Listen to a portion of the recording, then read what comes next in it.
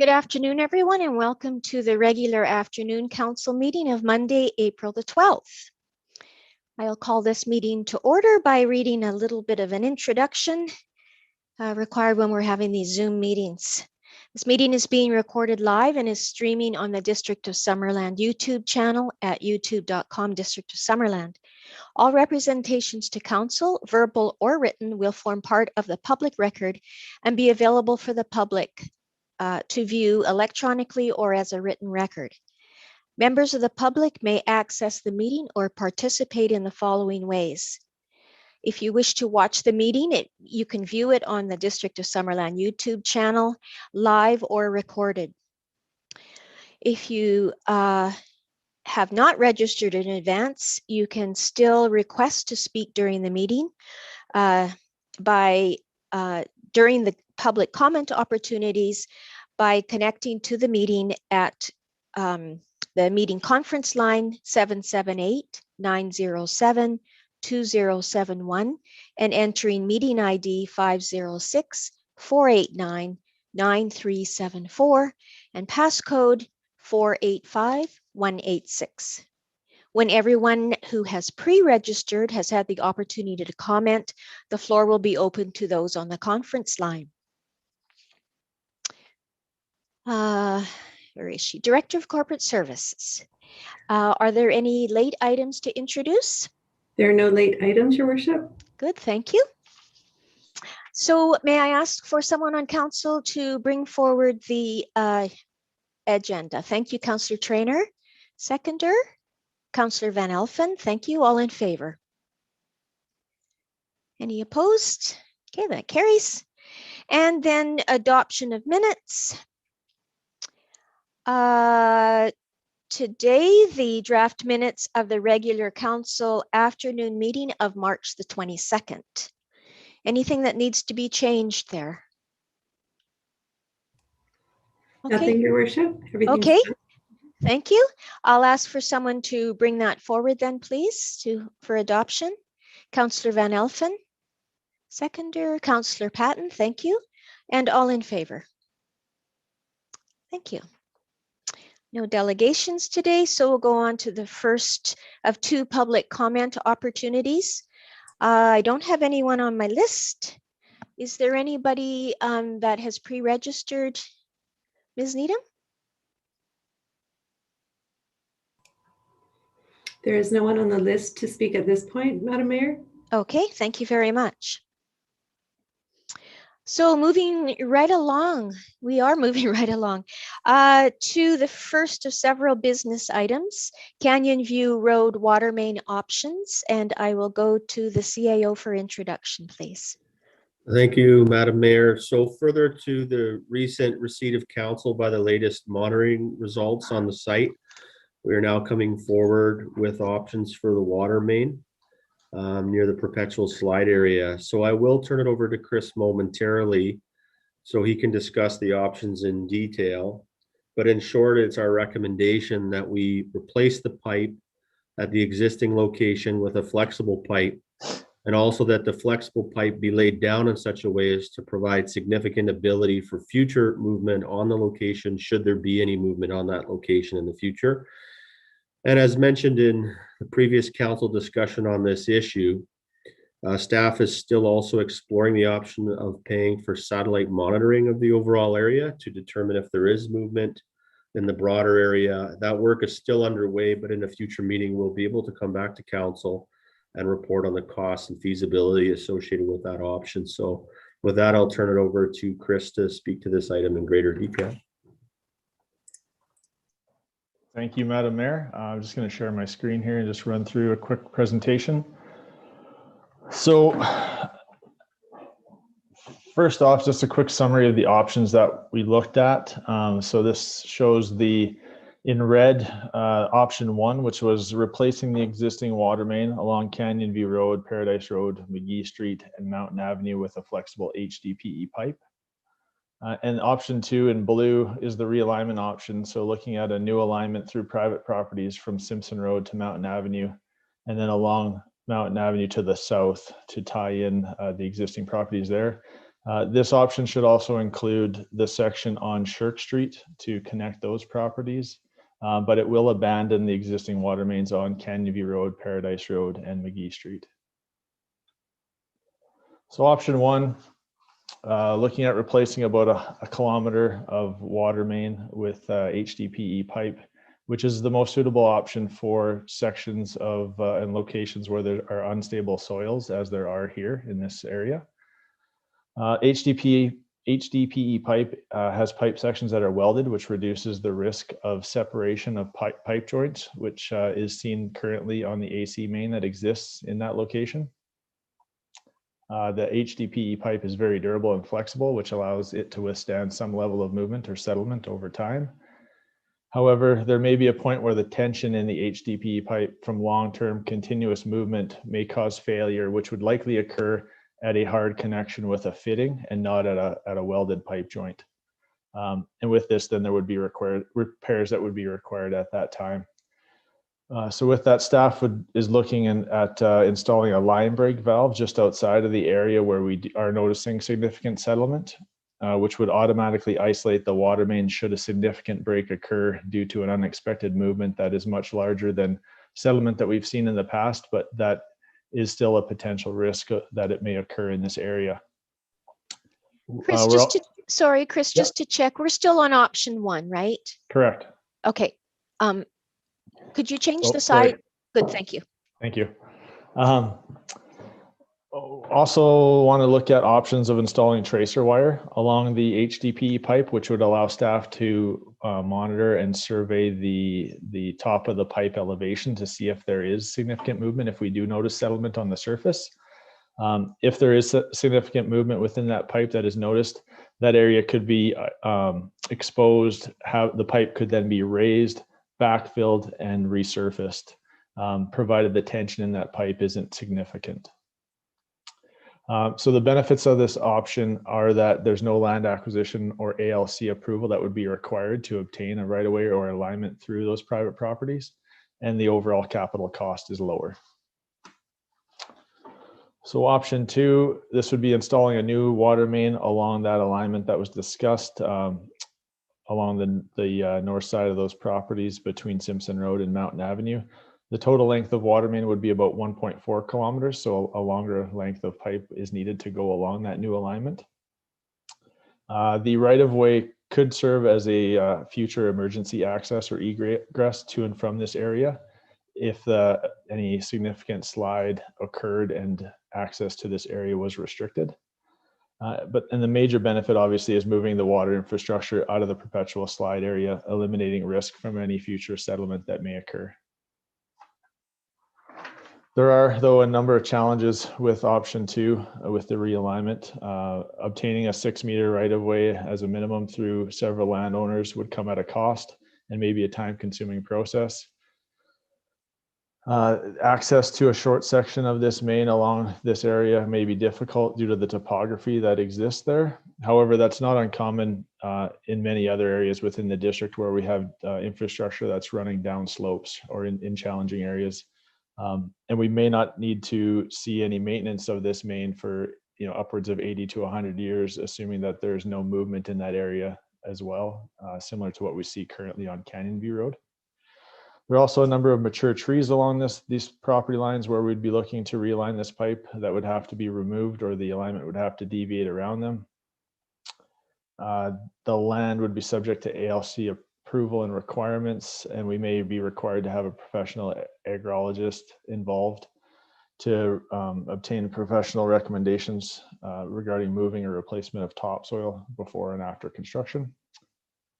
And there would be extensive work required on a few of the private properties to connect the houses to the new main, which would be significantly further away from the houses than it currently is now. And there would be some level of work to actually physically then connect that new service to the house coming in from a different location on their property. So the overall cost of this option is higher. The road improvements that were assumed for options 1 and 2 were similar. It would be looking at a full reconstruction of Canyon View Road, McGee Street, Paradise Road to be an 8.6 meter wide road, which would include 2 shared lanes for vehicles and bike users and pedestrians. of 4.3 meters in width for each lane. Well, this is in alignment with the cycling master plan identified this area as in need of a secondary bicycle route. There was a sort of an option 2B that was looked at, which I'll go over in the cost section, which looked at removing the reconstruction costs from option 2 because we're not doing any physical work on the water infrastructure in the roadways. We could look at minimizing the repair work that was undertaken there to reduce the capital costs and not look at full reconstruction. So overall, this table just summarizes the pros and cons that were discussed. And as noted, we looked at a second option or a 2B option in the realignment that included no road reconstruction. So when looking at the cost comparison between these, option 1, full replacement with HDPE pipe in the existing road right-of-way, approximately $1.36 million. That includes a 30% contingency. And this option would not have any land acquisition or connection fees on private property. 2A, which would be the realignment option, including the full reconstruction of Canyon View, Paradise, and McGee Street, is $2.1 million. And the option 2B that I discussed, eliminating that road reconstruction and just looking at minimal repairs on the existing roadways, would be about $1.46 million. So to summarize, staff recommends that we proceed with option 1, water main replacement for the Canyon View Road water main upgrade projects, which would include replacing the existing water main with HDPE pipe. The risk of pipe failure is mitigated with this flexible pipe. There's a lower capital cost for this option, and it would be least disruptive to the private properties in the area. So with that, I will turn it back to council if there's any questions.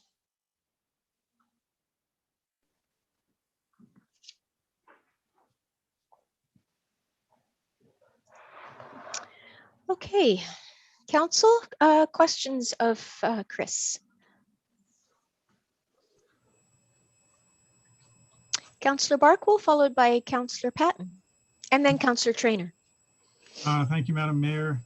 I was wondering, so option 1 includes replacement of the pipe for the whole length of the area in red on the presentation slides. Is that correct? Correct. And so I was wondering how necessary that whole length was. Are you getting breaks in that whole length? Because, yeah, some of it seems to be a fair ways back from the face of the slide area. Yeah, we have had breaks. So we've had approximately 12 breaks over the last 9 years in this area, and they have occurred as far west as the intersection of Mountain Avenue and McGee Street. And obviously through Paradise and Canyon View Road, there have been a number of others. So yeah, we have seen breaks basically through this whole section. The remaining section on Mountain Avenue, I believe the existing diameter is 4-inch. So we'd be looking to upsize that to the current minimum standard of 6-inch, which is why that section was replaced. And there's a hydrant at that north end of that dead end main as well. Okay, thank you. If I could have just one more question, Madam Mayor, with all of you. Yes, please go ahead. Thank you. I'm just wondering, one time at a fellow was showing me some pipe that was HDPE and special flexible pipe, and it seemed to be constructed differently, sort of like a chip overlay, like OSB board, but in plastic. Is that the sort of pipe you're referring to here, or is it just the regular, blue water main pipe? No, so this is it's like a black HDPE pipe. It is, so it's basically like it's best to describe like a large hose of some sort, where the sections are actually fused and butt welded with a joint with a welding seam all the way around, and not the traditional blue brute PVC pipe that we use in most areas. Okay, so it's even more flexible than anything, because they said this one was maybe 10% more flexible. And so that didn't seem like a big improvement. This is something better than that, I guess. Yeah, in discussions we've had with our consultant and pipe manufacturers, the 600 millimeters or 2 feet of settlement that we have seen in this section of roadway over time, because it's also occurs over a distance of between 60 to 90 meters in length, that settlement, It's expected that this pipe would perform very well in that type of a settlement that was seen to date. If there was a significant movement and differential over a short period of time, then the tension on this pipe would obviously be higher, and there may be risk of failure. But usually what happens is it creates tension along the whole length, and your next weakest point is the actual connection, say, to a valve that's upstream from where the settlement may be occurring, and it'll actually pull on that pipe and cause tension, and that's where you'll see the dislocation. The pipe itself will maintain its integrity. Thank you. Graham, would you like to Yeah. jump in here? If I may, thank you, Madam Mayor, and through to Councilor Barkwill. Part of the design plan for the flexible pipe 2 would we kind of lay it on the ground horizontally, but almost like a snake because it has that flexibility. So putting that curvatures along the horizontal axis should also allow some greater ability for that, even in the midsection, if there is movement, to allow that pipe to have that movement before there would be any kind of breakage. So in addition to sort of the standard ability for that pipe to take a lateral force, we're going to lay it down in such a way as to hopefully build in some of that additional resiliency. All right, thank you for that, because my concern was one's a permanent fix and the other one, I wasn't so sure about how permanent it would be. Good. Thank you. On to Councillor Patton. Thank you, Madam Mayor. If I may, to our Director of Works, is there enough right-of-way, Chris, road right-of-way to go to a 8.6 minimum road width to include 2 bike lanes right at presently? Yes, there is. And just to clarify, that 8.6 meter total width doesn't include actual marked bike lanes. It's 2 4.3 meter shared travel lanes. So it would just be a wider surface that would just have a center yellow line and no delineating white lines on the shoulder. The existing roadway along Canyon View is approximately 8.5 meters already. Paradise Road and McGee Street are narrower and get down to widths of about 7 meters. But there is enough right of way for that additional widening. Excellent. Thank you so much. Yeah. Councillor Trainer. Yeah, sorry, I didn't have a question. I was just adjusting my glasses. Sorry, my apologies. Other councillors have questions? Okay, I have I guess one comment, but then a question that is related to that. With option 1 in the tracer wire, you told us that you're going to be exploring the options for including that. Do you have an estimated cost of what that would be? I'm not sure if the tracer wire like runs the whole length or any of that. Yes, Madam Mayor, it would run the full length. The additional capital cost wouldn't be that significant. Our only concerns with this option would be the accuracy of measuring that any movement at depth. So we would just want to verify that it was going to serve the purpose intended for before we went and installed it on top. Excellent, thank you. That's the only question I had. Councillor Carlson. Thank you, Madam Mayor.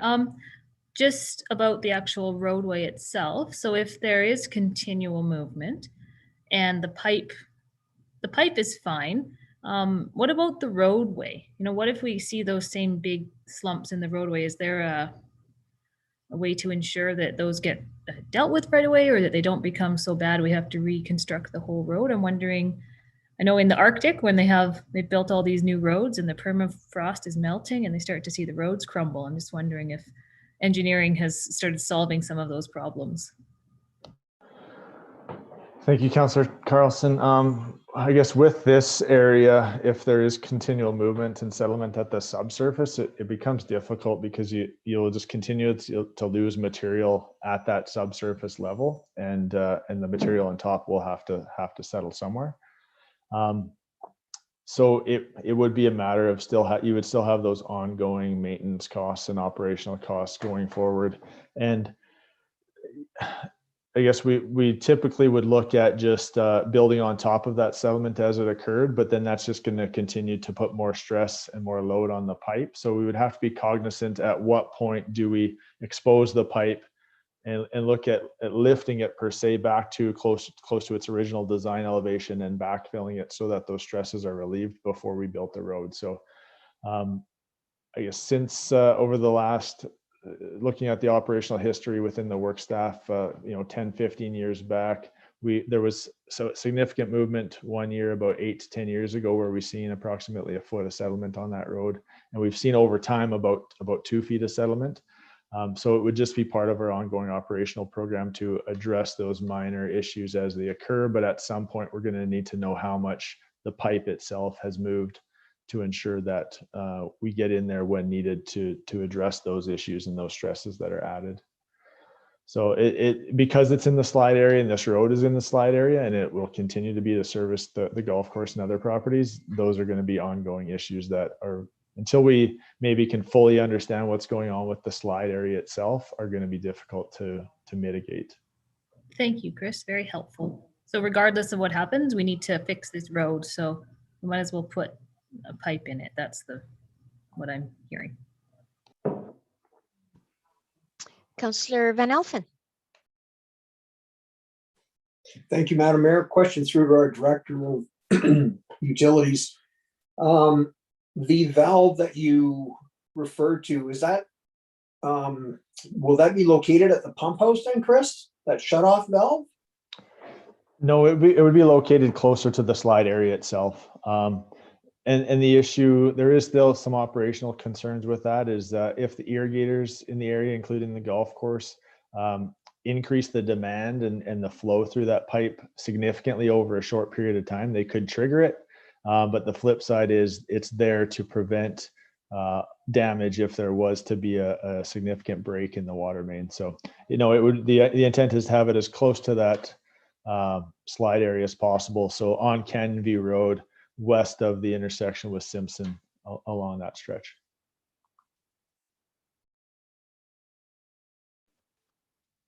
Okay. Any other questions? Chris, I have one other question. If you when looking at the plan that shows the red and the blue for the option 1 versus options 2A and 2B, there is a green circle around the realignment through public property portion. Does that mean that the rest of the blue that's showing there on the west side that's under the road already? Yeah, never mind. That's kind of a silly question. I do have one other question though.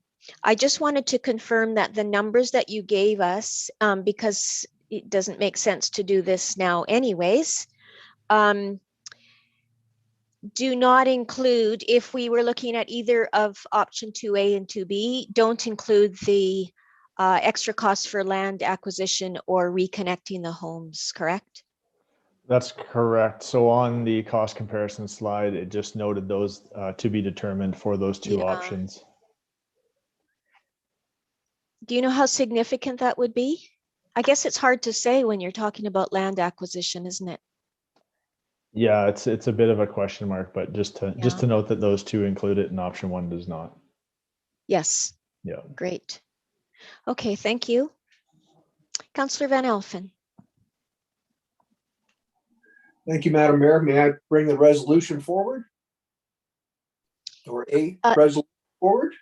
Yes, please, if there are no other questions. Yes, Thank please you, go Madam ahead, Councillor Van Elfen. Mayor. That staff proceed with option 1, water main replacement for Canyon View Road water main upgrades project as outlined in the report from the Director of Works and Infrastructure dated April the 12th, 2021. Thank you. Seconder? Councillor Patton? Okay, further discussion on this? I'll call the question. All in favor? Any opposed? It carries unanimously. Thank you. On to 7.2, compost promotion update. And again, I'll turn this over to Graham Stadt, our CIO, to introduce. Thank you, Your Worship. So further to questions raised by Councillor Van Elfen in the last closed section of council, we're bringing back an update on the efforts of the staff approach to service the community with Class 8 compost from our landfill. And in short, opportunities for the public do exist for the purchasing of compost at the landfill, including on some Saturdays, and we do advertise these opportunities in various ways.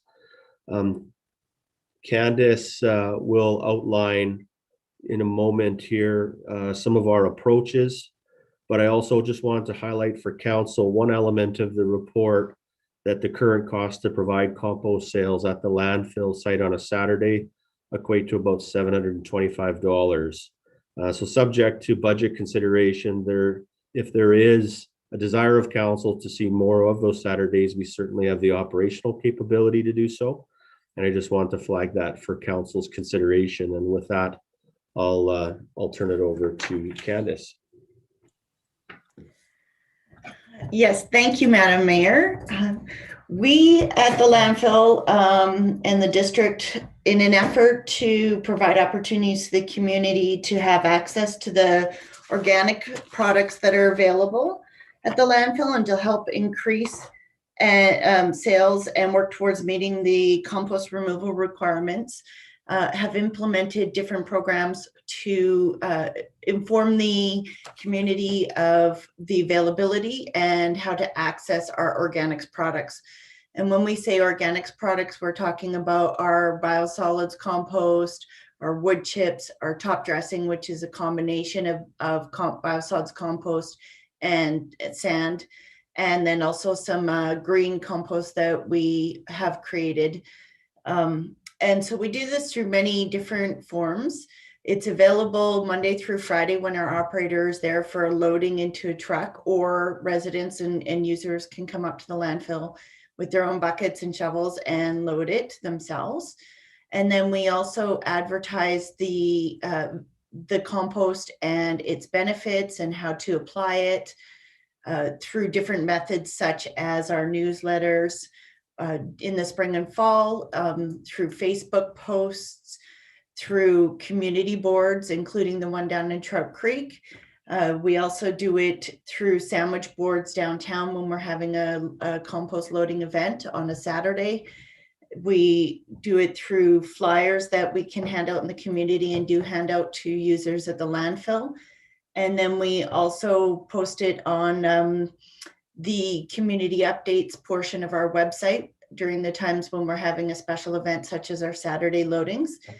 And we do targeted alerts and campaigns through our Recollect widget on our website. So we have a Recollect kind of, it's a widget that users can sign up and get notification weekly what day it is, as far as, you know, collection for green waste and garbage, or garbage and recycling.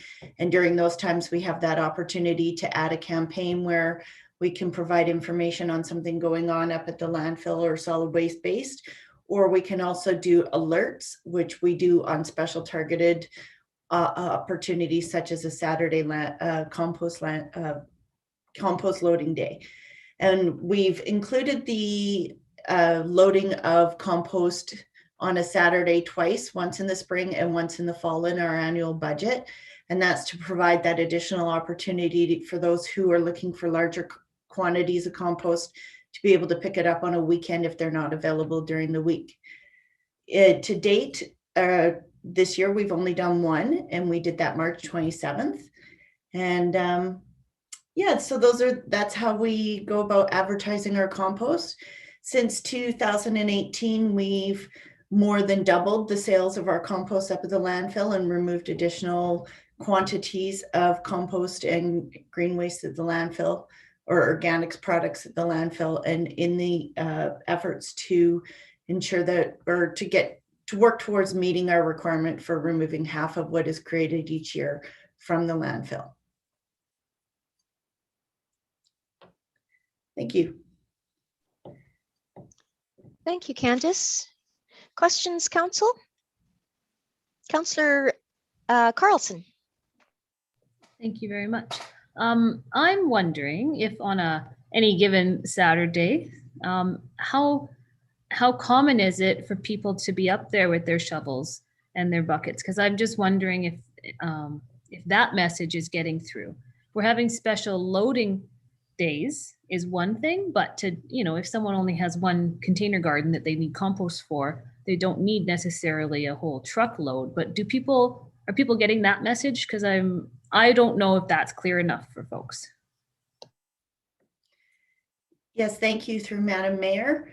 We do advertise when we put out any information about our compost that it can be done either way. You can either do a special, like you can either load it into a truck or bring your buckets. And so we do state, if you do not need a full vehicle load, that you can bring it up Monday through Saturday during 9:30 to 2:30 sort of idea. But we could put out special advertising that just states that, the availability is always there on the Saturdays also. And is it well utilized though? Maybe it's just me that. It's utilized about the same as it is every other weekday on a Saturday event, on Saturdays. Yeah, we do. Know there's compost and they only want a small amount. They know that they can go on Saturday and get. Yes. What they would. Okay, thank you.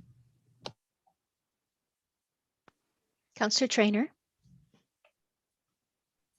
And my question is for Candice. Candice, do you guys get a good turnout on March 27th? Like, was there a good uptake on that? And if so, do you think that there should be another day in April or in May or June?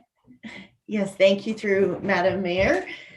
This Saturday, we chose the Saturday date because the weather had started warming and it was the weekend right before the long weekend, thinking this would be a really good opportunity and we would get a lot of uptake. It must have been a little bit early in the season because we didn't get that big of an uptake as usual.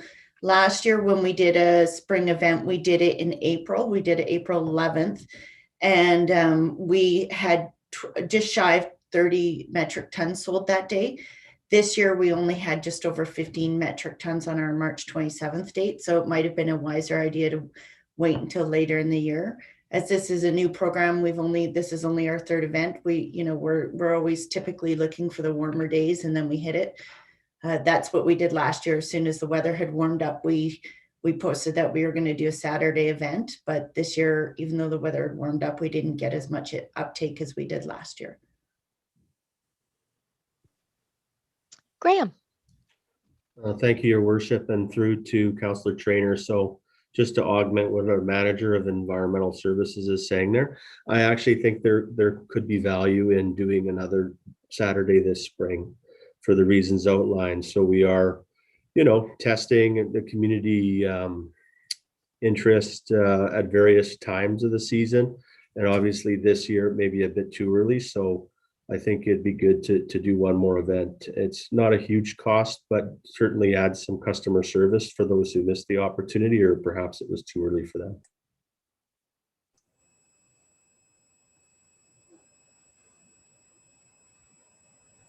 Okay, any other questions? Councillor Barkwell. I was wondering why a loader is only needed 5 days a week up at the landfill, and why, if it's only needed for 5 days, couldn't those 5 days be Tuesday till Saturday? Yes, thank you through Madam Mayor. We currently have one landfill operator who works 5 days a week, even though we are open 6 days a week. It would be a preference to have it 6 days a week, have an operator at the site 6 days a week, but at the moment we don't. Monday through Friday are our biggest waste days, and the main purpose of having an operator at the landfill is to have somebody there who can compact and cover the daily waste that goes up to the open face where we bury our garbage, so that it's meeting compliance requirements and it's covered every day. On Saturdays, we don't get a lot of commercial trucks. If we get the odd one here or there, it's not a large amount. But as far as our curbside and multifamily waste comes in, that's Monday through Friday. So those are the 5 most important days that we have at the moment. And that's why we don't have a one on the, that's why it hasn't been changed to a Tuesday through Saturday. So the garbage pickup trucks, they work Monday, Tuesday, Wednesday, Thursday, Friday? Yes, Yeah, we and do curbside Tuesday through Friday, and the multifamily is on Monday. well, could anything be changed there? Like multifamily, is that the same company? Through Madam Mayor, it is not this, well, some of it is through the same company and some is not. That is hired privately. So different multifamily units hire different companies, but I do know our company does the Mondays for the ones that have hired them, or the company that the district has hired. So Waste Connections Canada does theirs on Monday for any multifamily units that they collect from. And then there's other companies that do it throughout the week also. Okay, thank you. Other questions, council?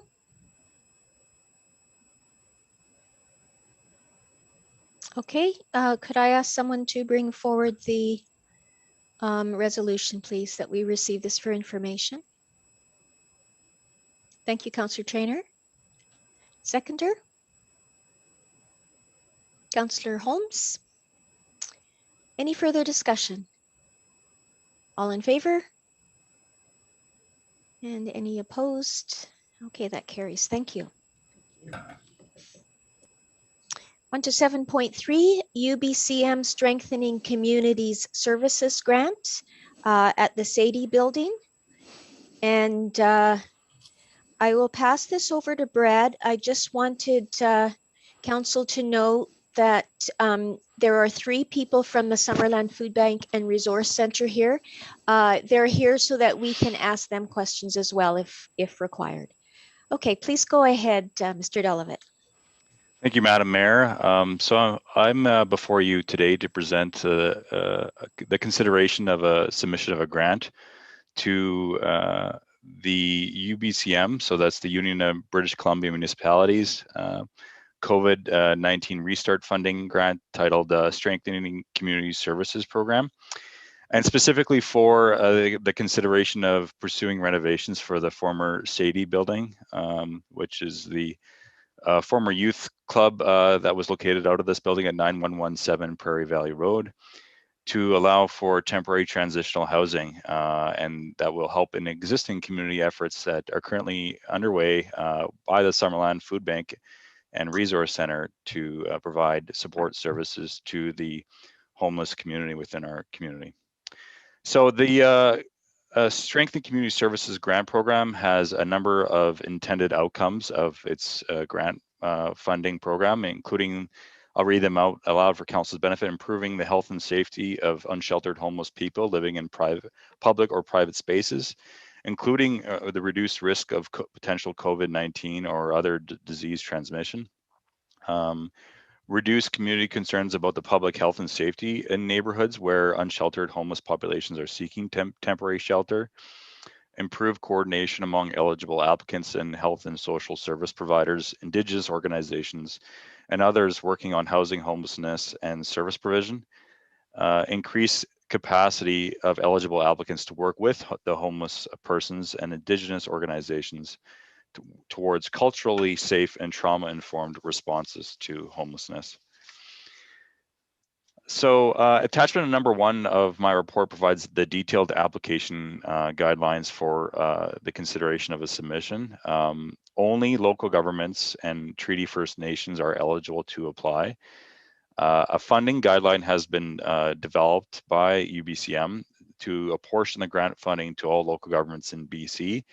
And the district falls within the population bracket of 5,000 to 40,000 people, which allows us to be able to apply for a maximum of $450,000.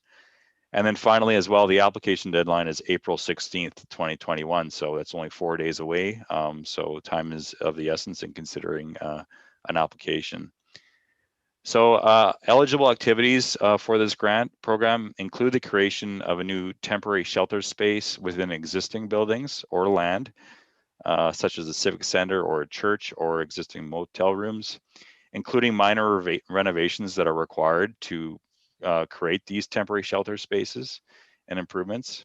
as well as the provision of temporary income rental services to the homelessness community, such as providing food and water, providing bathroom, shower, and laundry facilities, cleaning and waste management, security, and as well as providing outreach teams to the homeless community. However, council should note that ineligible activities include architectural or other design drawings, any major capital improvements to existing facilities, and also any new long-term permanent capital investments, including the purchase of lands and buildings, is excluded from the grant criteria. So with this grant opportunity, we forwarded actually to the Summerland Food Bank and Resource Center, who are here with us today, to discuss the potential opportunity for the District of Summerland to apply. Following initial discussions with CFBRC, I'll just use that as an acronym for the food bank, they reminded staff of their interest in considering the former Sadie building as a temporary transitional housing facility in previous letters of correspondence that they provided to Mayor and Council. Attachments 2, 3, and 4 of my report show those letters of correspondence, including a new one that's dated March 31st to indicate the current interest of the food bank to provide the Sadie building as a potential opportunity for temporary transitional housing. And then also further to this, they've also provided a draft conceptual floor plan that breaks out different areas of the former Sadie building into a dormitory style area for individual males, as well as a separate family area with 2 multi-unit areas for families that would include bathrooms access to both of those family units.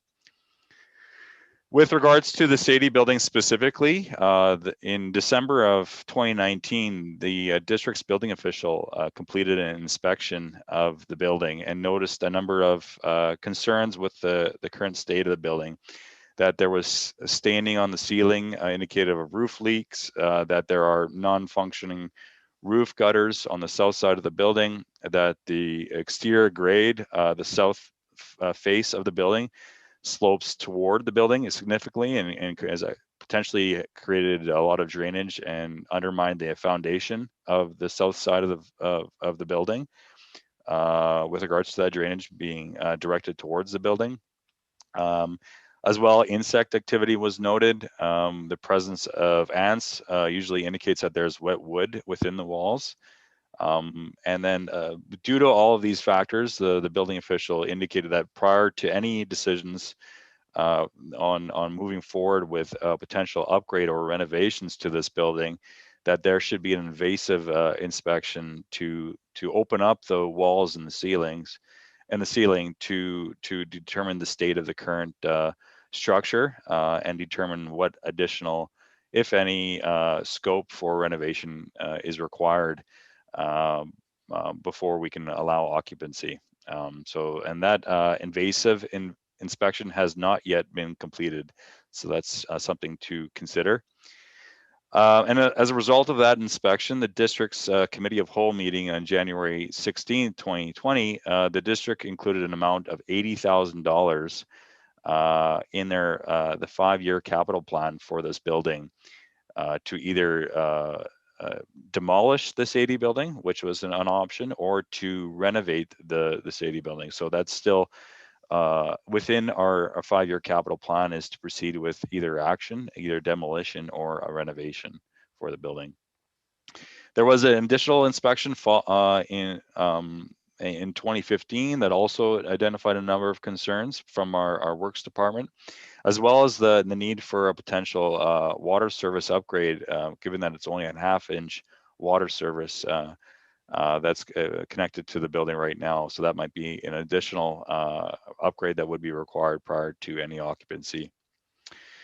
Finally, we've also engaged with our electrical utility, and given the location of the substation next door, the general manager of the electrical utility noted that the building would need to be demolished if council was to proceed with the voltage conversion project.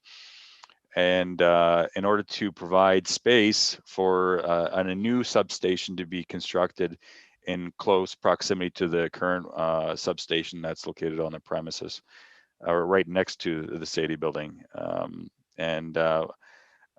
So that's something to consider as well, is that for the long-term picture of this land, there may be the need to demolish it at some point in the future. But it is uncertain as to when that would need to need to take place. The project could be 5 to 10 years away, depending on council's willingness to fund the project, or depending on if the district was able to receive grant funding for the voltage conversion project to proceed with that project.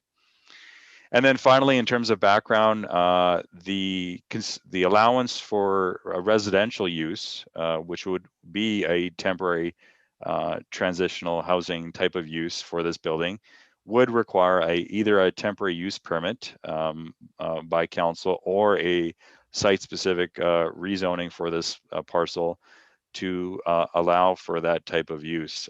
So there would be an opportunity for public consultation at that point if council decides to move forward with moving forward with a renovation project, that they should go through either one of those processes before choosing to do so. So in discussing the merits of this idea, I did want to also discuss the transitional housing needs of the District of Summerland. And I've thankfully from the Food Bank and Resource Center, I was able to get some statistics with regards to recent trends in our community with regards to the homeless community. And definitely in March 2021, the need for housing the homeless has been perhaps exacerbated than comparing to other years. In March 2021, there was a total of 7 self-identified homeless people within the community. When on average there's been an average amount of 5, so it's slightly more increased amount of homelessness within our community currently right now. As well, further at factor is that there's 18 persons at risk of homelessness, including 6 females and 5 children. And currently, those individuals are being displaced due to landlords putting their properties up for sale, given the current real estate market right now, and or are currently living in a motel due to those being pushed out of their previous housing situation. So definitely the floor plan provided by the Food Bank and Resource Center does address some of this need by providing 2 family units and as well as a dormitory style individual male sleeping area for those that are currently experiencing homelessness as well. And the idea from the food bank is that this would be only flexible temporary housing arrangements, but not long-term housing solutions for these people, providing an opportunity for people to be temporarily housed until they found a long-term housing solution in a different location. And hence that's the transitional name that's been sought for this type of project. With regards to the UBCM Strengthening Communities Grant, although there are $450,000 is a generous amount, it is very clear in the grant criteria that the intent of this amount is to provide only temporary solutions for addressing homelessness that increase the urgent and immediate needs related to the unsheltered homelessness community, and also do not create ongoing long-term financial obligations that are not supported by the applicant, or sorry, will not be supported by the applicant in the long term. So for that reason is the reason that major capital improvements to existing buildings are not eligible. However, one could make the argument that there shouldn't be a lot of long-term financial obligations to the district, as the food bank and resource center has indicated that they'd be willing to fund any maintenance and operating costs of maintaining a transitional housing center moving forward, potentially with a lease arrangement with the district. But there is all the risk that by allowing the building to continue to exist there, that ultimately those maintenance costs could still fall back on the district at some point in the future. And that should be as well evaluated versus the consideration of just proceeding with the demolition. And then finally, I wanted to mention as well the potential renovations to the building. I did ask our building official to provide initial estimates of what potential costs could be required to upgrade the Sadie building to make it suitable for residential occupancy. Yeah, he was reluctant to provide a lot of detail in these estimates because of the lack of that invasive inspection being completed. So that's definitely something that will be required to formalize these costs, but did provide a total amount of roughly $510,000 to upgrade the building to allow for occupancy, and in particular, residential occupancy of the current Sadie building. And those costs are broken up in my report. But again, I do want to stress the need for district staff to complete further investigation through that invasive inspection before finalizing the details of those costs. So in conclusion, I know I've been a little bit long-winded, but I do want to state that we do see, the staff do see the value of potentially using this grant opportunity to upgrade a deficient and existing district asset that would also meet a clear community need, but that there's still uncertainty in pursuing renovations of the Sadie building itself. So given all of that, we do recommend perhaps proceeding with the grant application, but only deciding to move forward with an actual renovation project at a later point. Perhaps if we are successful with a grant application, and then also following the invasive inspection that I have already mentioned. And then lastly, I want to point out that as an alternative recommendation, council could also consider a different type of for temporary transitional housing project that would be perhaps more successful in aligning with the grant criteria, such as the placement of ATCO trailers on a specific land location. That might be more successful of an application, and also might be easier for us to get in place quickly, but we would have to identify a parcel of land where that would be suitable, and then also determine the cost of that type of project. But we did want to throw that as an alternative project consideration for council to consider. And with that, I can pass it over to council for any questions. Okay, Council. Councillor Holmes. Yeah, thank you.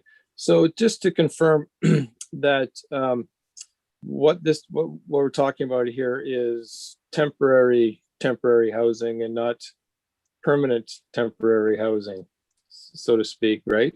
And that it's not seen as a permanent facility, but just something to get us through this current period until, and if that is the case, then what is the definition of temporary? I mean, how long would it be a temporary housing facility?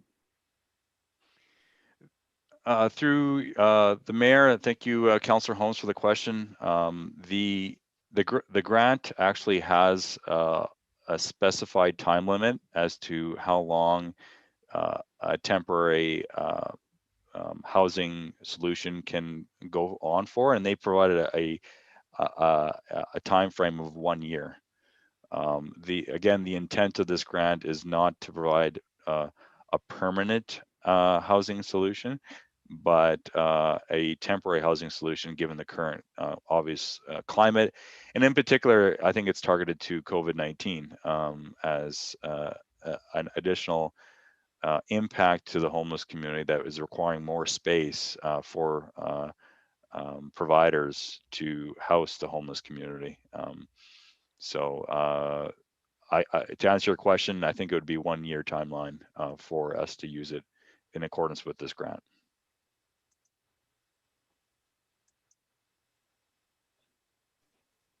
Councillor Van Elfen. Thank you, Madam Mayor. So, but theoretically, once the renovations are done, this will be a transitional housing option for the community forever, correct? I think that could be something council could discuss with the Summerland Food Bank and Resource Center. I think that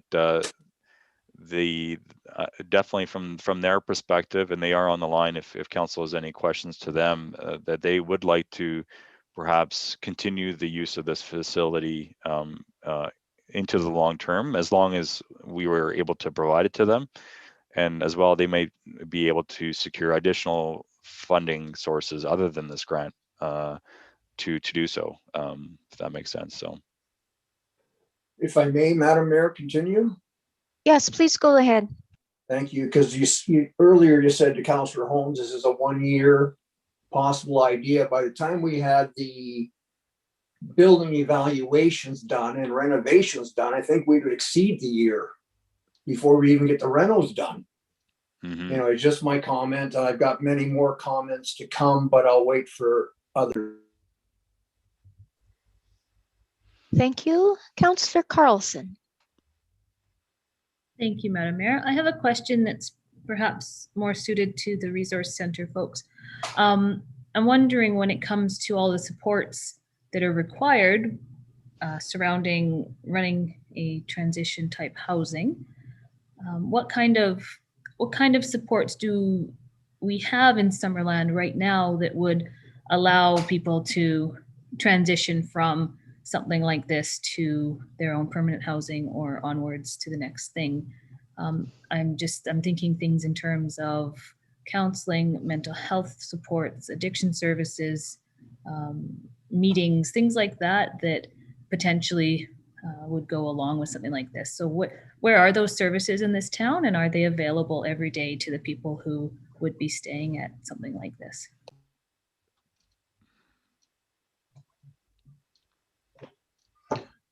I can address that. It's Hal Roberts at the Resource Center.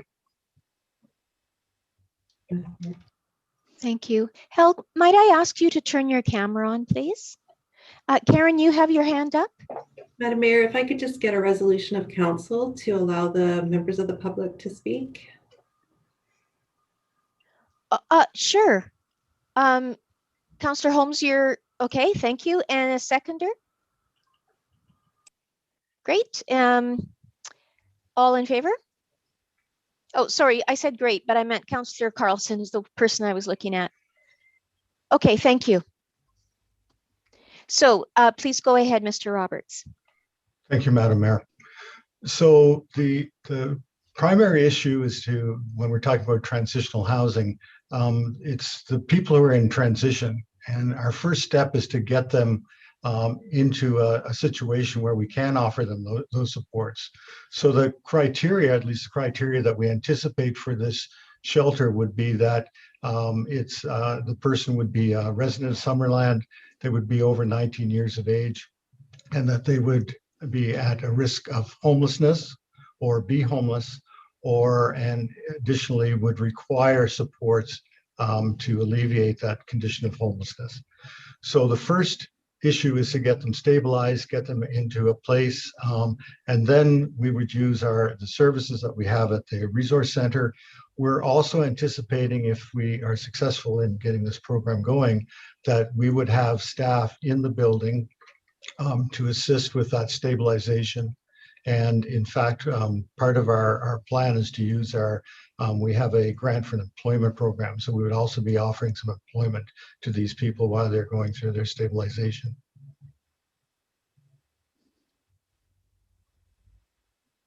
Thank you. If I could just ask a question while we still have your attention, Hal, related to what Councillor Carlson asked. When you say staffing that would be on site, is there the possibility that there would be 24/7 staffing on the site? That is one of the concerns that we've been hearing from the general public.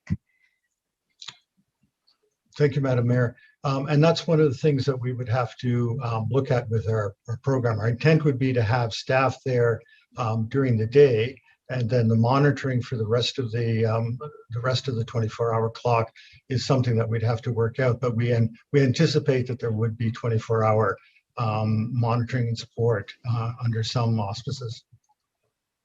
Great, thank you. Councillor Trainer. Is it typical to have one building where there's families, like you were mentioning, single parents with children, as well as having units for single men? Like, is it typical that you would have that all in one building? Especially if there's not, we don't know for sure if there would be 24-hour staffing there. Sure. So that's there are facilities like that throughout the province. We, of course, are looking at putting all these services under one building. So we're making the best of what we can. We would separate the family rooms from the dormitory place where we would have the single males.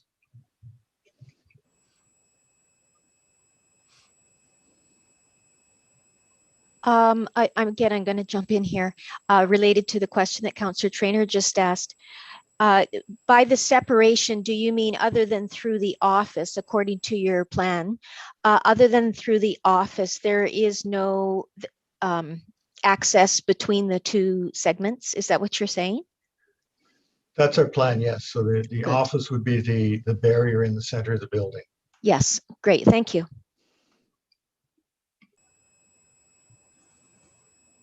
Other questions, Council? Councillor Barkwell. Thank you, Madam Mayor. Is there been any sort of a budget prepared for the operation of the facility? That's still a plan in the works. Okay, and if I could follow up with another question, Madam Mayor. There was a note on the end about additional things concerning kitchens and such. Let me see if I can find that again. Perhaps I'll find that and you can go on to somebody else in the meantime. Okay, that would be great. Is there somebody else in the meantime? Councillor Trainer. Brad has already kind of addressed this, but I guess one of my concerns would be what happens if we apply for this grant and then we go in and we look at the building closer and it's too far gone. That would be my main concern, is that the building's just done and it's not worth saving. Do we have a backup plan, or when we apply for the grant, if this building doesn't work, is it kind of all or nothing, or how does that work? Yeah, I can take a crack at answering that through the mayor to Councillor Trainer. I think that we could specify. I think our grant application does have to be specific to what we are proposing to do and the activities that we are proposing to do. So definitely, like if we're proposing renovations to be completed as part of the grant application, then we would need to identify what renovations and where.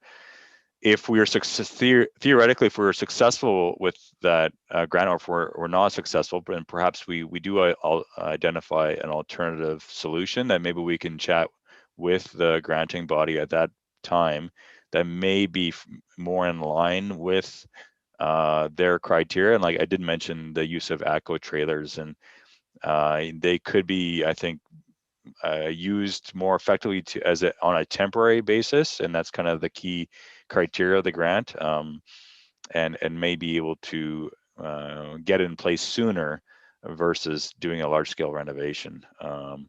But again, that would be we would need to identify a suitable location for something like that, as well as have the Summerland Food Bank and Resource Center investigate it from their operational side to determine if that's something that they want to pursue. but that could be a plan B.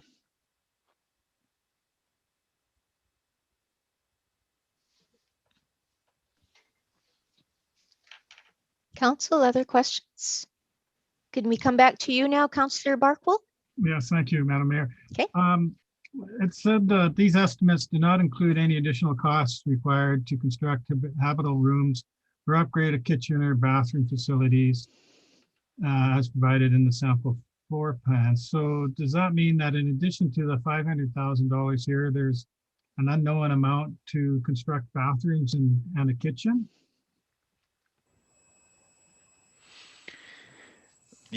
Through the mayor to Councilor Barkwell, yeah, that's correct. Right now, like we have a limited amount of detail as to what the total cost will be for the proposed floor plan and renovation that's proposed by Summerland Food Bank and Resource Center, and that's because we haven't had a lot of time to actually investigate further as to what will be required in terms of renovations to develop that floor plan. So that $510,000 amount is only what, and again, they're highly arbitrary numbers that perhaps a bit on the conservative side from our building official on what will be required to just allow the building to be suitable for occupancy. And that doesn't include new bathrooms or a new kitchen or new partition walls for different types of spaces. That makes sense. And the district would be responsible for those costs then? Well, the idea I think is we would try to utilize grant funding as much as possible to cover those costs, but some of those costs wouldn't be an eligible expense. For example, the water service connection upgrade, the grant's very specific that any permanent infrastructure connections are ineligible. So that would be a cost in there as an example that would be ineligible for the grant. So I'm just thinking though that the budget is $500,000 plus or minus. And then there's an additional, who knows? I mean, we all have experience with renovations and what they go, but additional amount, I'm scared to put a number to it for these kitchens and bathrooms, which is over and above the 500,000, which is over and above the grant amount to begin with. Because I'm trying to figure out, well, what is the district's financial contribution under this plan? And it seems to be pretty much an unknown. And I don't like committing to unknown amounts. Because even the known amounts are sometimes not so well known. I think maybe Graham has something to add to this. Thank you, Your Worship, and through to Councillor Barkwell. At this point, we wouldn't be looking for council to commit to unknown amounts. And I think as our Director of Development Services indicated earlier, there's the 80,000 that was in the budget associated with demolition or renovation that could be utilized for those ineligible amounts should the grant come through.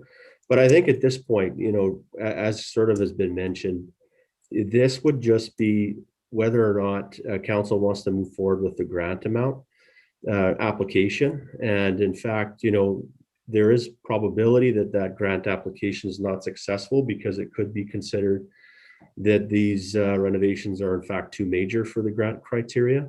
The other thing that may happen is we could be successful in the grant, but in the meantime, we learn more about the building, and it might turn out that in fact it becomes unfeasible based on the costs that are presented by our further investigation of the building, and we could turn that grant money back, right, Brad? So That's we correct, aren't yeah. obliged to receive the grant money if we are successful. So that we're still very much in the early stages. Unfortunately, the time is not our friend on this, given the grant application deadline is April 16th, or we would have tried to do a greater deal of due diligence prior to coming to council with the possibility of its application for this grant money. Okay, Councillor Van Elfen, and then back to Councillor Holmes. Thank you, Madam Mayor. That's my feelings exactly. Like, I feel that unfortunately, we haven't had the opportunity as a council. We've never discussed this in our strategic priority sessions about transitional housing. You know, we got this on our agenda on Wednesday, and today's Monday, and, you know, we're expected to make a major decision, you know, on this situation on transitional housing. We haven't had a council conversation. We haven't had a community conversation. You know, I roughly counted, I think we have 9 religious organizations in our community with large buildings and large lots and declining congregations. We haven't engaged them. We have service groups with Kiwanis Village, Legion Village. We haven't had any conversations with them. The last conversation we had on that Sadie building was quite extensive. And I think after a long debate around the council table, it was agreed upon that the building should be demolished. And, you know, here we are today. I'm quite puzzled. You know, I was also told that our electrical utility was using the building for storage, which makes sense. But to invest, to even contemplate investing this kind of money in a building that may get tore down in a 5 to 10 year period, you know, to expand our electrical utility absolutely baffles me. You know, I'm not against transitional housing, but I definitely would like to have a conversation, and I don't like to be these short timelines on these grant applications, you know, Okay, like. I'm just going to interrupt you for a moment here, Councillor Van Elfen. Thank you. Thank you for allowing me to do that. You're right, but given what is before us and the short timeline, it's not like we're making the decision now. And, you know, certainly there will be the opportunity for the public to have a voice in this as well. We're not making the decision today about having transitional housing there. What the decision is today is whether or not we would like the Director of Development Services and his team to proceed with putting in a grant application. We've heard from Mr.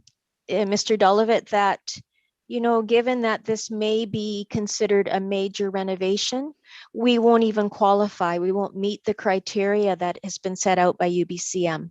So, you know, while I understand, and certainly we've all been getting correspondence and phone calls about concerns in the public, and I certainly understand those concerns, I think it might be a little premature because this might not ever happen. It's just a possibility to apply for this funding, which is not, you know, it's not small potatoes. And then we can continue the conversation from there if we actually get the grant money. Councillor Patton, I'll go to you after Councillor Holmes. Yes, thank you, Madam Mayor.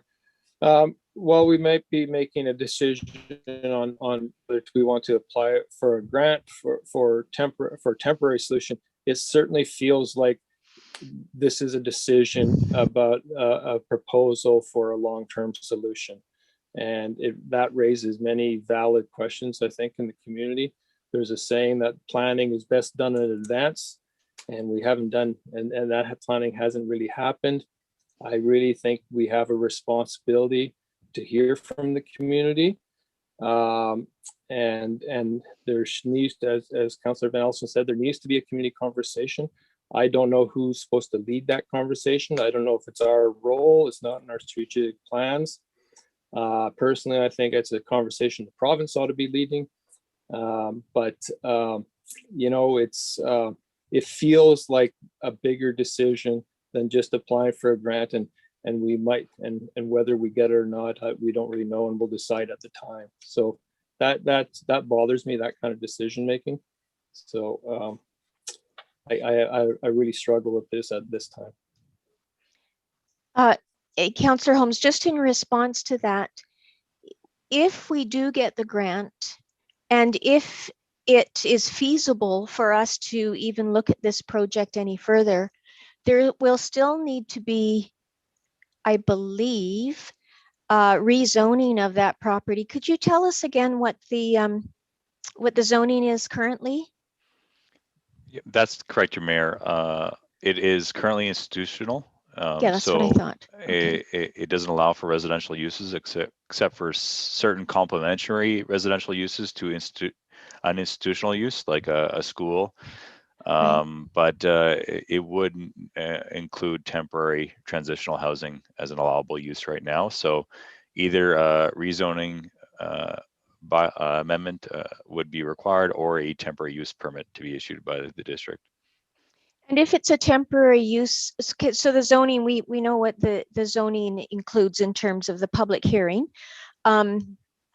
If it's a temporary use permit, is there still the, a good opportunity for the public to comment on that? That's correct. We actually adopted new procedures in November for temporary use permits that would actually follow a fairly similar approach to our new procedures for a zoning bylaw amendment, which would also require a public information meeting with the community for any temporary use permits prior to it going forward to council for consideration. Would require mail-outs to adjacent landowners up to a 60-meter radius, and then also posting those meetings within the newspaper for, I think, 2 to 3 weeks prior to it coming forward to council for a decision. The only difference is that for a temporary use permit, council can approve it through resolution versus a bylaw amendment, which would require a public hearing and 3 readings. Okay, and while we're talking about temporary use permits, what's the term of a temporary use permit? Is it just the single year? No, you can approve a TUP for 3 years. And then the legislation indicates that after that 3-year mark, you should be converting it into a zoning amendment at that point. Okay, thank you. Councillor Carlson, before I go to you, it's Councillor Patton's turn. Thank you, Madam Mayor. If I may, I do have a couple of comments. I do agree with Councillor Van Elpen, and I do agree with Councillor Holmes. With my limited experience that I have in the building department, this isn't a minor renovation. This is a major occupancy change that will fall into a Part 3 building. So it's full registered professional involvement is going to be required for this as far as a group home goes. My second comment that I would like to make, I think it's very unfair of the district to put our building inspectors in a position to give estimated prices to on renovations when that's not within their purvey and that is not within any of the schooling in which they take. We look at numbers based on renovations, but to put into a council report $510,000 for a renovation that's based on an opinion of our building inspector, no matter how good they are, we put that inspector in a very, very poor position in having to do that. That should have been done by a professional. And I think that this is the wrong time for this type of proposal. And I look forward to more conversation after we go into the next section. Thank you. Councillor Patton, do you have a question? No, just comments. Oh, okay, thank you. Councillor Carlson. Thank you, Madam Mayor. So one of the things that I appreciate about the presentation Brad gave is that he did mention the opportunity to do something like build using ATCO trailers to create temporary housing solutions. And just as you're all aware, it's not uncommon in the Okanagan to find in large scale temporary accommodations on farmland built with ATCO trailers, generally designed so people will be comfortable and live happily there for a few weeks at a time, maybe up to a few months at a time. And it works really well. And it, for $500,000, you can build quite a significant facility. And so I guess I think what I'm saying is that instead of investing hundreds of thousands of dollars into something that at this point, I mean, I won't use the word condemned, but that building has been slated for demolition, that there's got to be a way to work beyond that and to do it in a way that is, those trailers, they're on a temporary foundation and you move them somewhere else. So I guess my question is, have the properties at Dunn Street had their demolition completed yet? That's where the district has originally not called affordable housing, but that's where we did have at one point in time some rental housing for our citizens. And I'm wondering if we might want to have a bigger conversation about creating an opportunity there with the support of the Resource Center and perhaps UBCM. Thank you, Councillor Carlson. I see that, Chris, you've put your camera on. Did you want to speak to whether or not the demolition has been done at Dunn Street? Yes, thank you, Madam Mayor. Yeah, the demolition of those two houses has not proceeded yet. I was just pulling, I believe it's in the capital plan for this year, but has not been undertaken or moved forward yet in 2021. Thank you. And I don't put that out there just to suggest that we should create a transition housing situation in Trout Creek, but I do think that if there are families that are at risk of leaving this town, maybe that is something we can talk about. Where can you put a family when they need something short-term, temporary, and in order to move on to the next thing, make a plan so that moving on to the next thing isn't so stressful for them.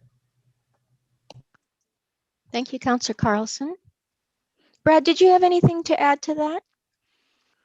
No, I think that it's I think there are a lot of options that the district could consider. I think that we just put forward the request from the Summerland Food Bank and Resource Center because given their previous interests, so in the Sadie building specifically, but if council has other ideas for where a potential grant application could be considered to meet our temporary transitional housing needs for the homeless community. I think that's it's very good ideas to consider, and then we can explore those other options hopefully in a short time frame.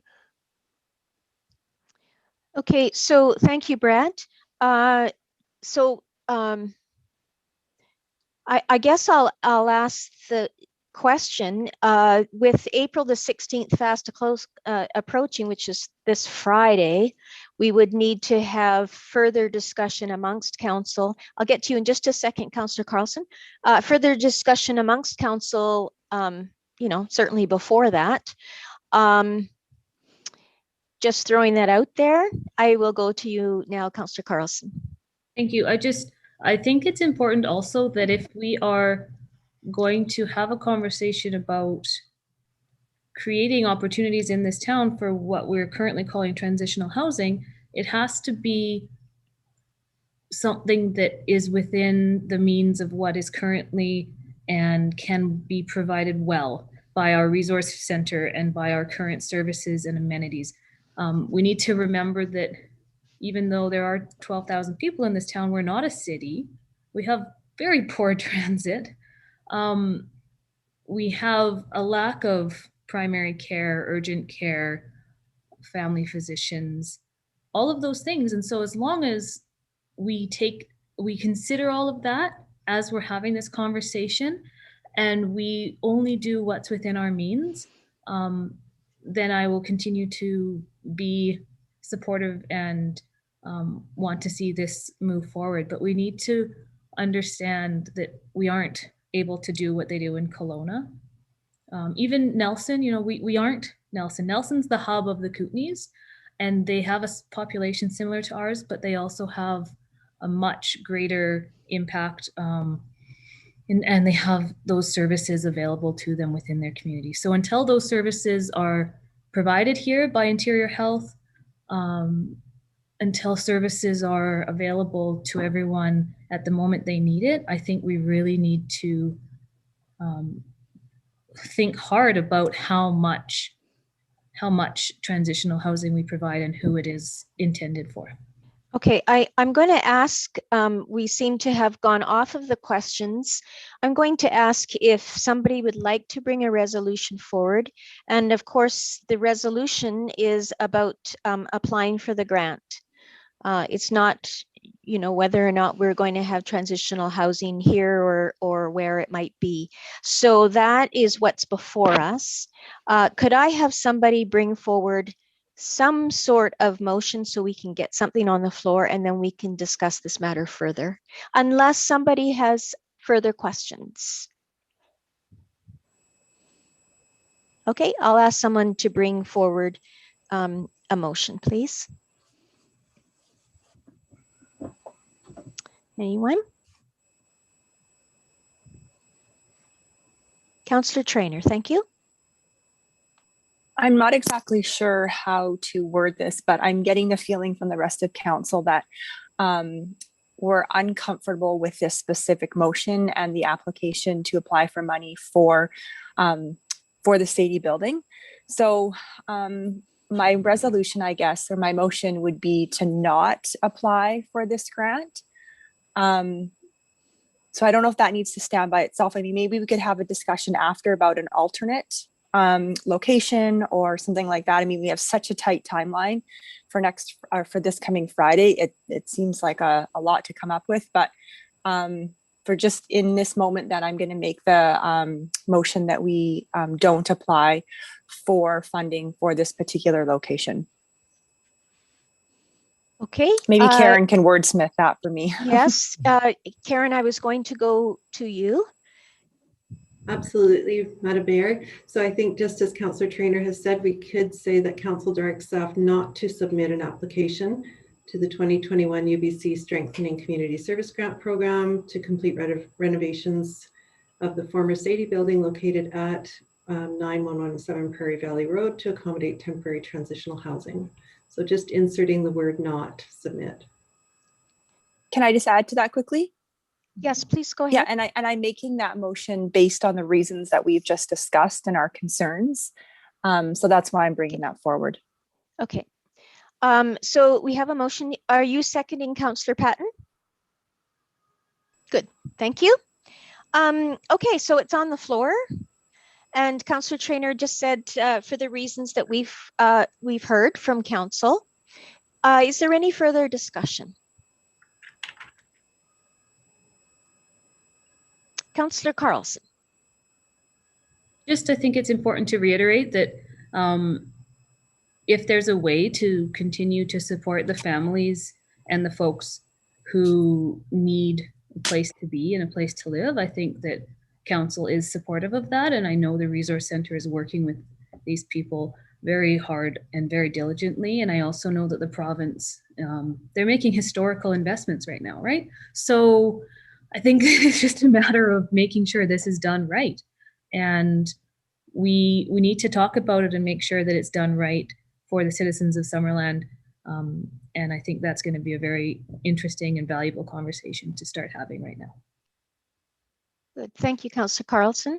Councillor Van Elfen and then Councillor Holmes. Thank you. Thank you, Madam Mayor. I appreciate Councillor Traynor's motion. I think it's a really valuable discussion that needs to be had. And I think we need to, engage the community in this conversation and our religious organizations and different, potential players in this major decision. We have, like I say, one religious institution that was looking at putting in housing, and that hasn't gone forward at this point in time, they may be interested in some type of a situation like this. But again, it would take the conversation. And if I could, just in the motion that it says the UBCM Strengthen Community Service Grant Program to complete renovations, I think it should say start renovations. I don't think we've started anything. So it's not, maybe it's just minor words, but complete, I don't think we've ever started any renovations. Thank you, Madam Mayor. Or perhaps just to renovate the former.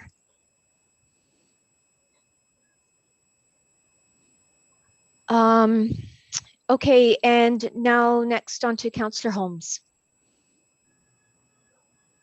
Yes, I just like to, again, give support to this motion. I think we need a long-term solution that's done right rather than a temporary solution that's kind of done under the gun, so to speak. So I'll be supporting the motion. Okay, any other comments? I'll call the question. All in favor? Any opposed?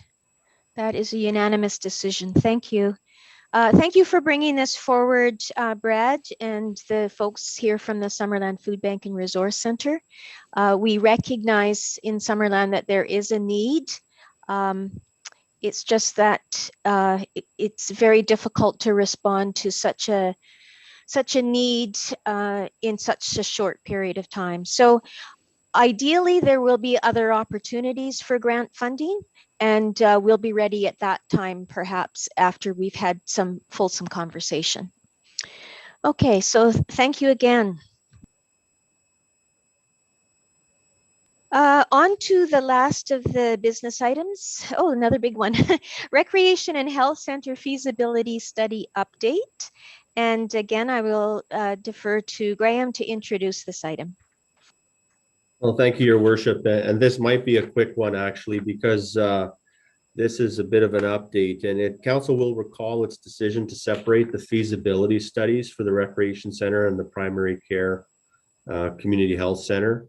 And so site fit considerations will still include possible co-location at the same location, but for all intents and purposes, the two projects are being examined now as a separate planning elements at this point. So we are about to proceed with requests for proposals for the work. And so we just want to provide Council with the scope of work portions of those postings for information, which is in the Council's package before we go out with those RFPs. And so just a bit of a short information update on that. I don't know, Lori, if you had anything further you wanted to add, and we can certainly take any questions at that point. Thank you, Graham. Yeah, just to add that we don't typically take procurement details back to Council. We thought this would be a good idea to ensure that our objectives and our scope of work align with Council's understanding prior to posting the RFP. So we've included that, and Graham and I are here to answer any questions that Council may have before we proceed. Thanks. Thank you, Lori. And I appreciate this, Graham, in bringing this back to Council. Council, do you have questions? You've had some time anyways to read the draft scope of works for both of those. Draft scopes of work, I mean. Is there anything in either one of those that you'd like to get some questions answered on, or if there's anything missing, clarification? Councillor Carlson.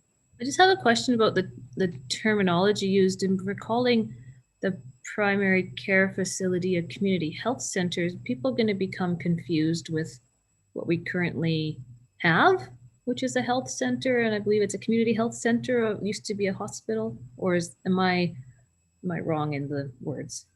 I don't want people to think we're replacing the old hospital building and what services are there.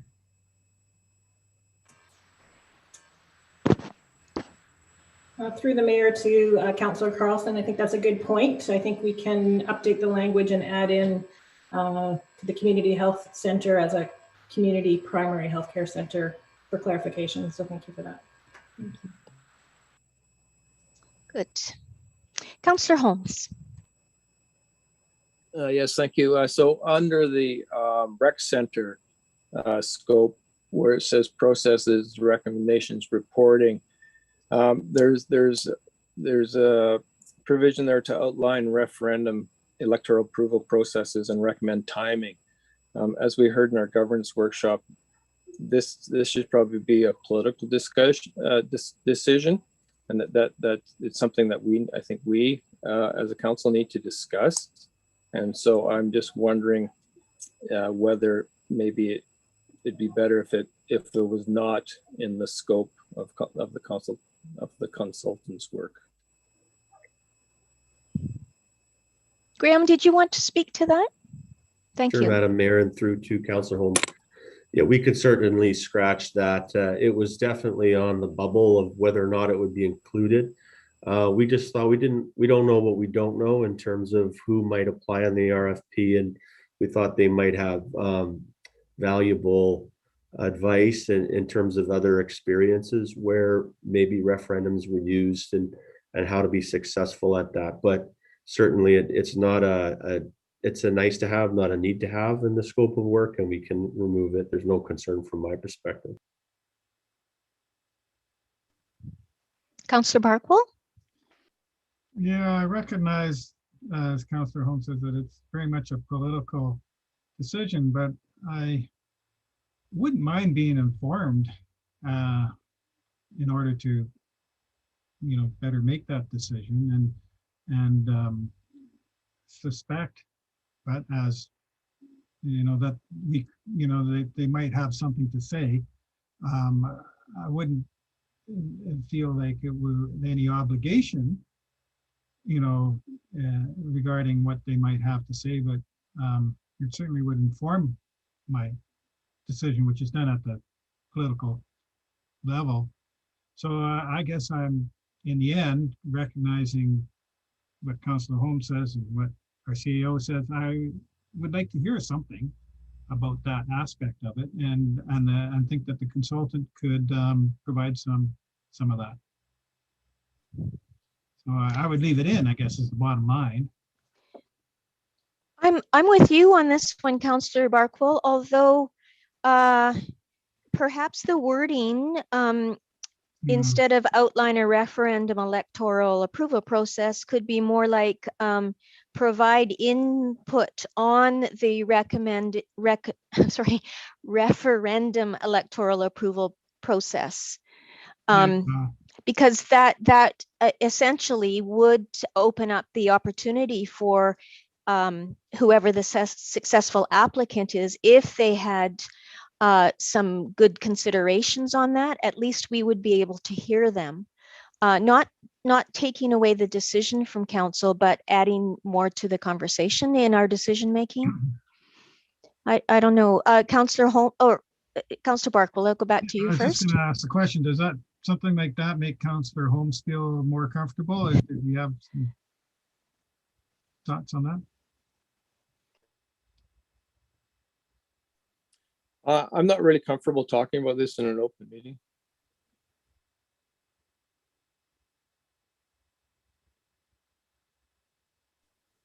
I'm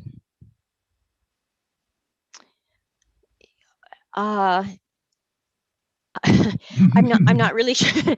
I'm not really sure. We've got some differences of thoughts here on whether that should stay in the RFP or go out. I'm going to look to you for some guidance, Graham.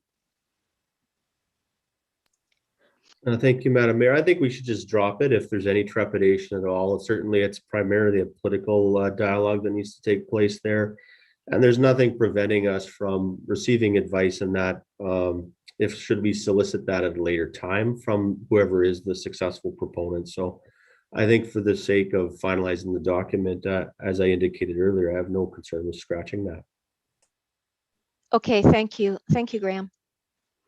Is there anyone else that would like changes or something that you would have expected to see in there that's not? It looks to me like it's pretty comprehensive, but okay, so I see no hands raised. So with that one exception, Lori, well, it doesn't really matter because we're just receiving this for information, but you have that noted. Could I have someone bring forward the recommendation, please? Or an alternative? Thank you, Councillor Trainer. Can I ask a quick question?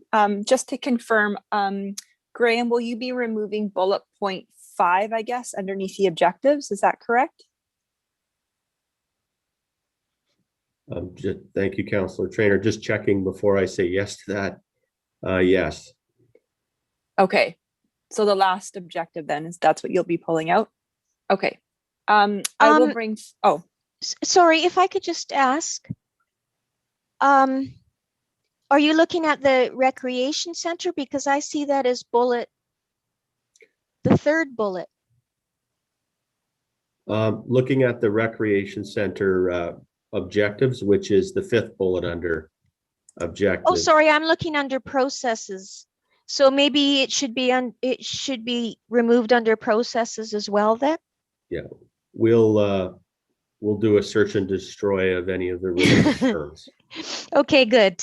Okay, thank you very much. Okay, so that answers your question then?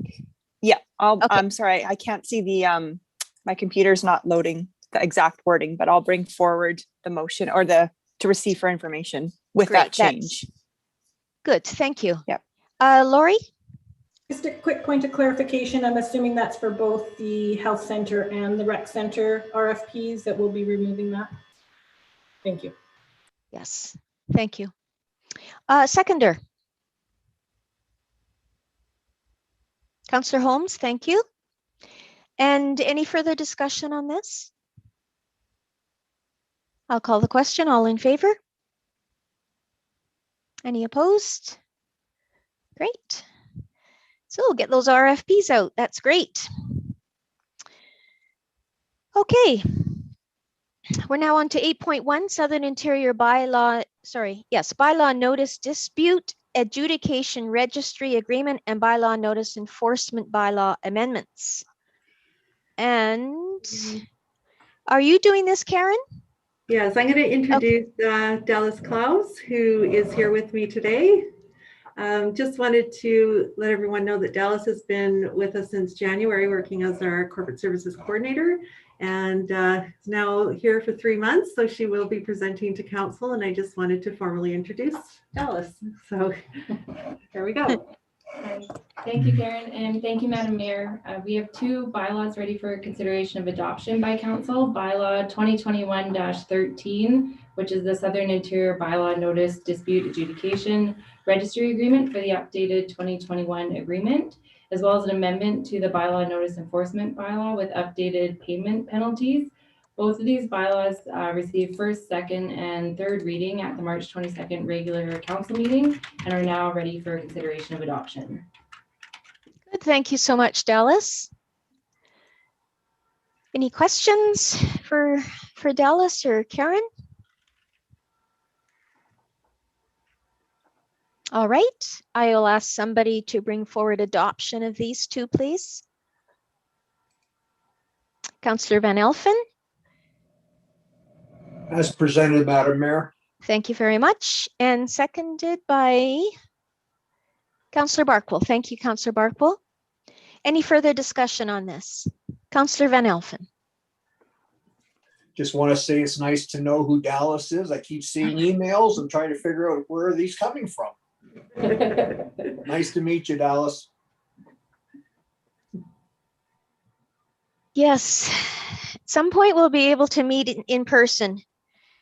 I was thinking the other day, none of us have had the opportunity even to shake our CAO's hand yet, let alone the other personnel that have been filling in where we're required. So strange times. Okay, so if there's no further discussion, I will call the question. All in favor? None opposed. Thank you. Thank you, Dallas.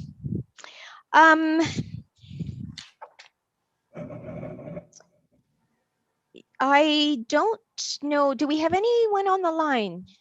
There is no one on the line, Madam Mayor, or registered. Okay. So we are on to a resolution to close the meeting to the public. And that's pursuant to sections 91, bracket A, E, and K of the community charter. Someone? Councillor Van Alphen and Councillor Carlson, all in favor? Okay.